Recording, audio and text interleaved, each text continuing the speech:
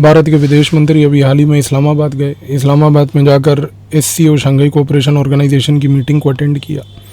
कई लोग कहते हैं कि हमें नहीं जाना चाहिए था, कई लोग कहते हैं कि हमें मीटिंग में भाग लेने के लिए पाकिस्तान जाने की क्या आवश्यकता थी, पर कई लोग ये भी कहते हैं कि मीटिंग में भाग लेने से हमने पाकिस्तान को जो है उससे एक डायलॉग साधने की कोशिश की। क्या सच है? क्या भारत को ये मीटिंग करनी चाहिए थी या नहीं करनी चाहिए थी? इससे भारत को क्या मिला? आज के इस वीडियो में इसी चीज़ को समझेंगे। सबसे पहले समझने की कोशिश कीजिए कि ये SCO जैसा संगठन आया कैसे, इसके साथ समस्या और दिक्कत क्या है और इसमें भारत करता क्या है। 1990 के दशक में जब शीत युद्ध खत्म हुआ, शीत युद्ध खत्म होने के बाद अमेरिका उस समय एक सोल सुपर पावर बन के आया।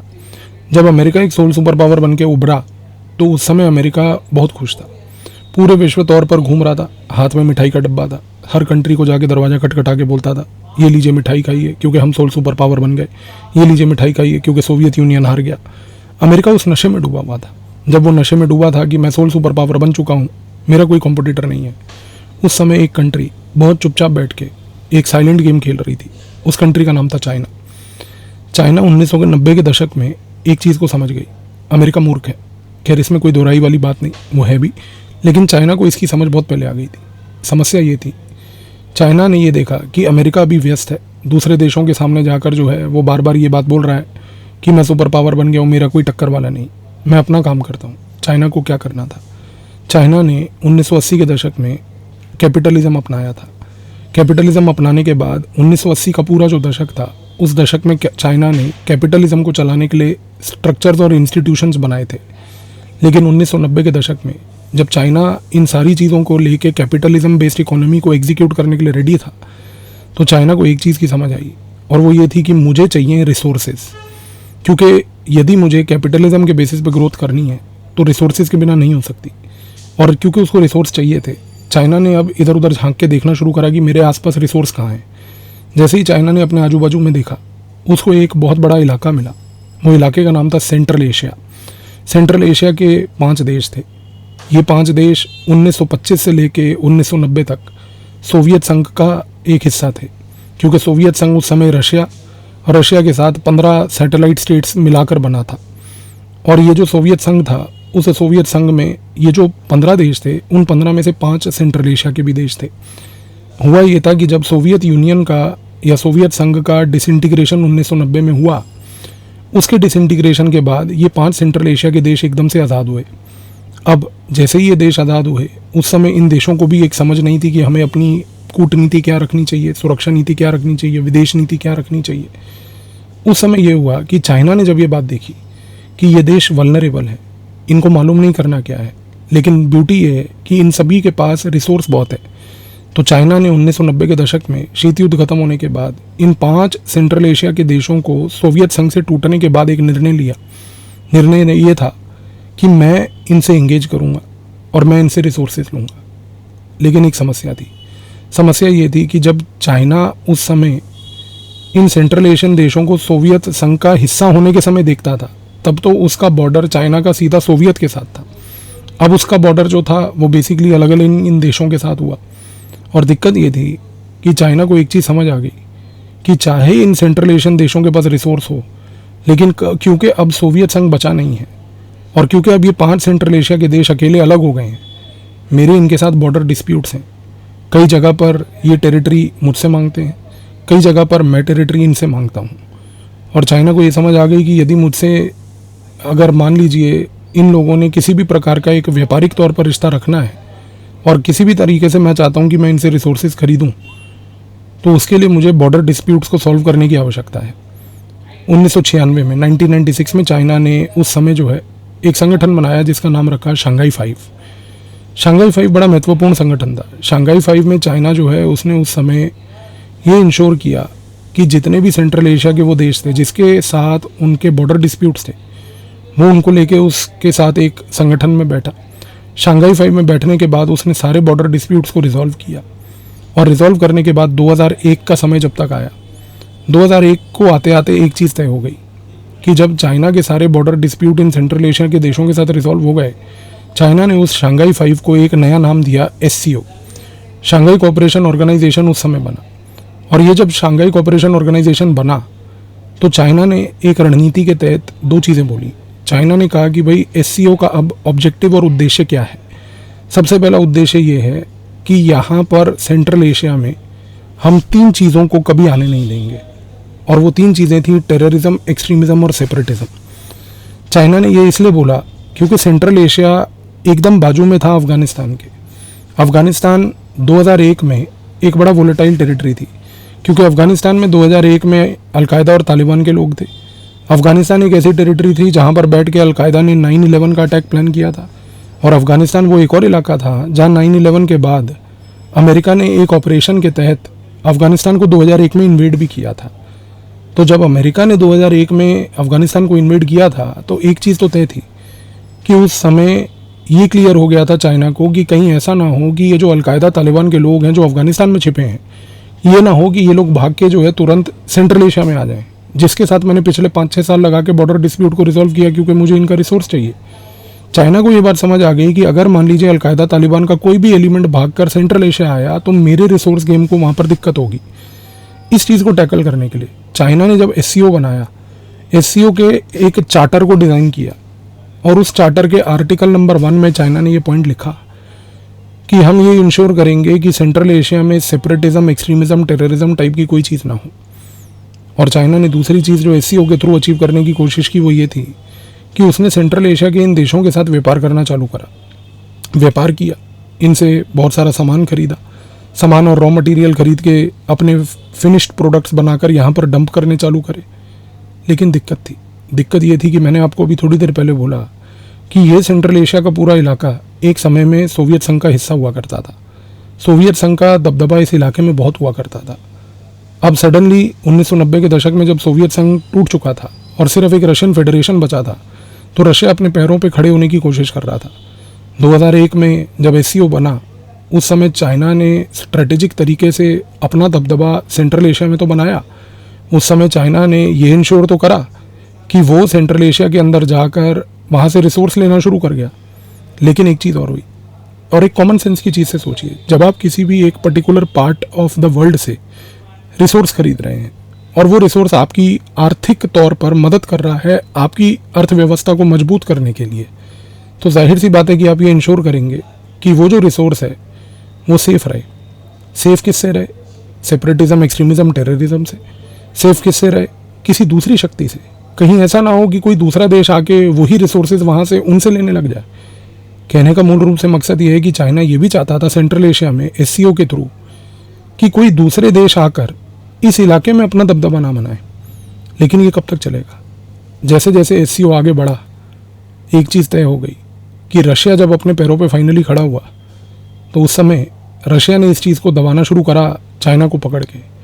रशिया ने बोला कि देखो ऐसा है चाइना, ये इलाका एक पॉइंट पे हमारा था, इस इलाके में तुम अपना दबदबा बना रहे हो, यहाँ से रिसोर्स लेके जा रहे हो, अपनी अर्थव्यवस्था मजबूत कर रहे हो, लेकिन ये इलाका मेरा बैकयार्ड था।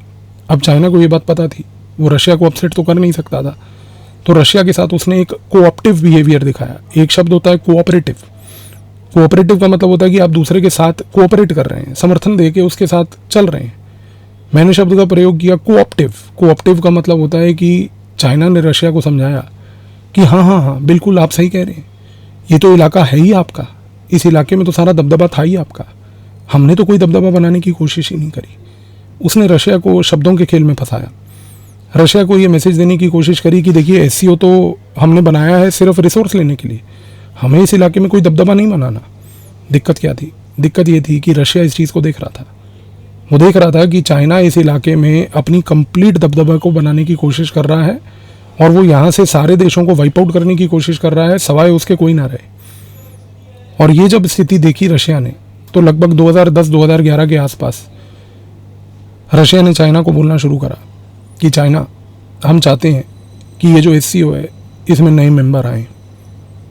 और जब नए मेंबर उसने बोले तो चाइना को लगा कि हाँ ठीक है, आसपास के देश होंगे, उनको अगर मेंबरशिप देनी है एससीओ की तो हमें देने में कोई दिक्कत नहीं है। 2-3 साल इस चीज़ पे चर्चा होती रही, लेकिन रशिया ने अपने पत्ते खोले और रशिया ने कहा कि चाइना, हम चाहते हैं कि इस एरिया में, एससीओ में, सेंट्रल एशिया से, इस इलाके में भारत आए, क्योंकि भारत एक ऐसा प्लेयर है जो ऐतिहासिक तौर से सेंट्रल एशिया से जुड़ा है। भारत एक ऐसा प्लेयर है जो जब सोवियत संघ का सेंट्रल एशिया हिस्सा हुआ करता था, हम उनको तब भी इस एरिया से इंगेज करने की लिबर्टी और परमिशन देते थे। चाइना के सोचो पैरों तले ज़मीन निकल गई। भारत क्यों? क्योंकि रशिया एक चीज़ चाहता था कि अगर मान लीजिए भारत एससीओ का हिस्सा बनता है तो भारत के लिए भी फ़ायदा है। क्यों? क्योंकि भारत अपनी कनेक्टिविटी सेंट्रल एशिया से बढ़ा पाएगा। दूसरा, भारत जो है सेंट्रल एशिया के साथ एंगेज करके एससीओ के थ्रू कम से कम ये इंश्योर कर पाएगा कि उसकी जो कनेक्टिविटी है सेंट्रल एशिया के साथ साथ वो भी बढ़े और व्यापार भी बढ़े।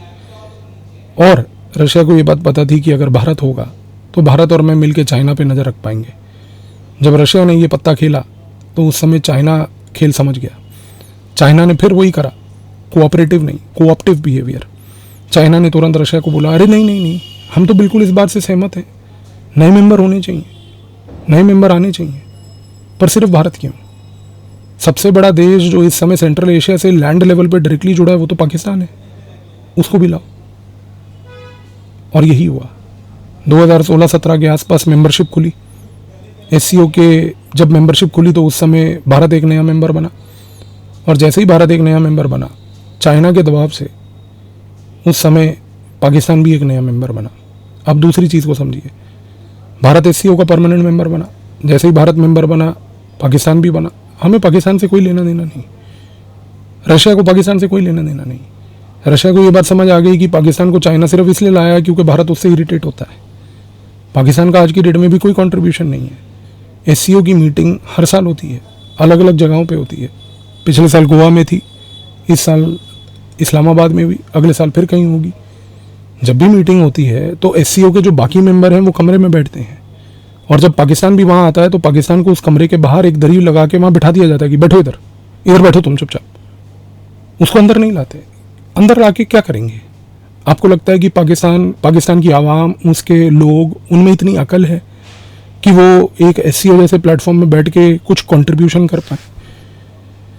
दिक्कत क्या हुई? दिक्कत ये हुई दोस्तों कि 2016-17 से जब से भारत, पाकिस्तान, ये सारे देश जो हैं एससीओ का हिस्सा बने, एससीओ बड़ा डायरेक्शनलेस हो गया।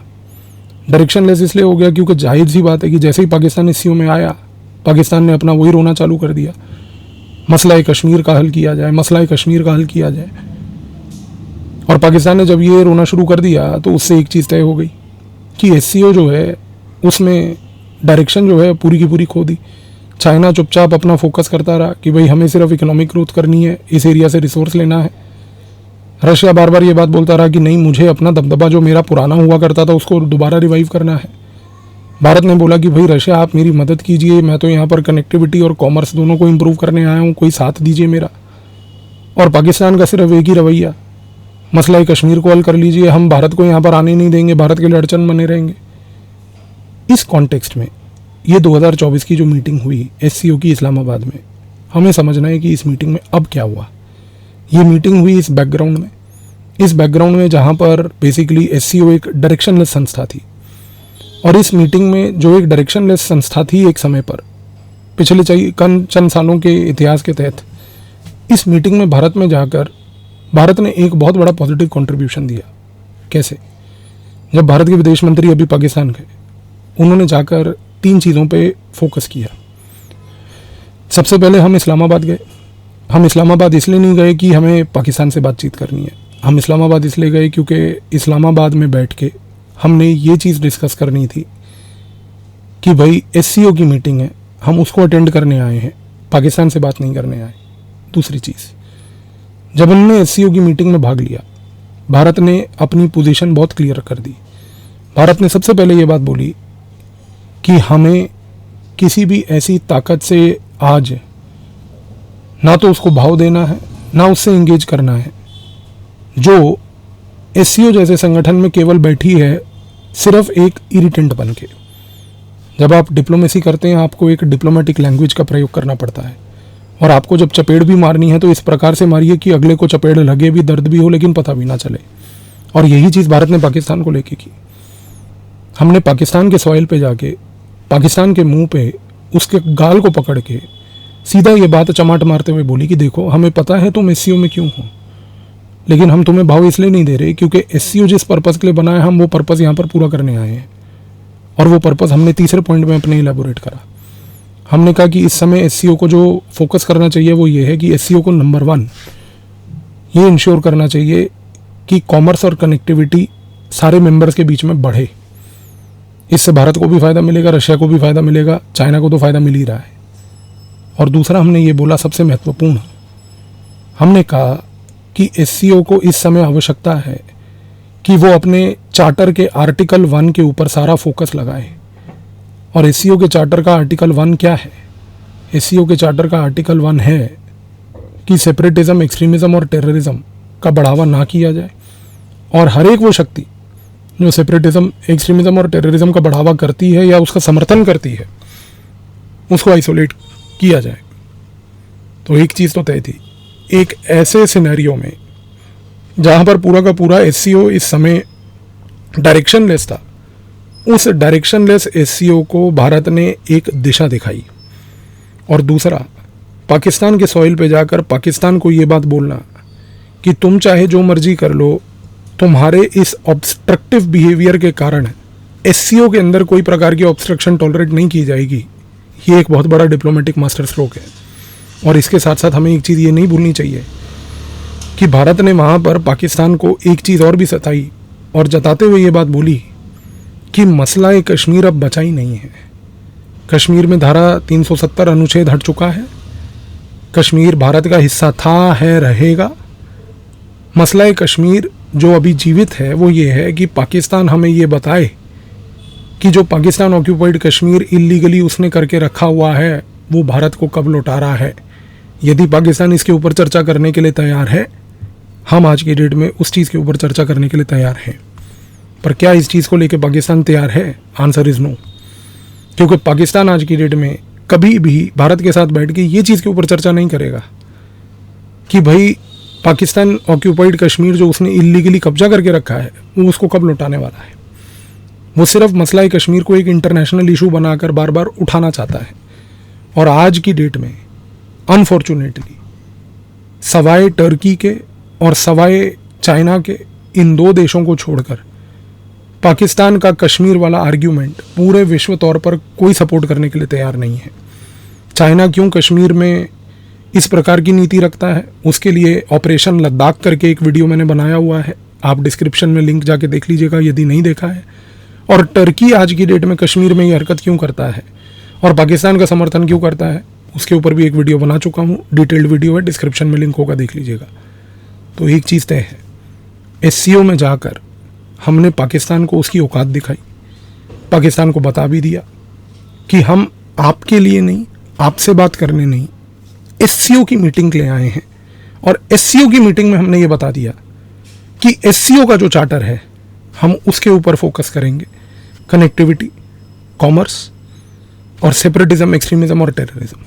आई होप इस वीडियो के बाद भारत ने एससीओ में जाकर क्या किया और एससीओ में जाकर हमने क्या अचीव किया, ये चीज़ अब आपको क्लियर हो गई होगी।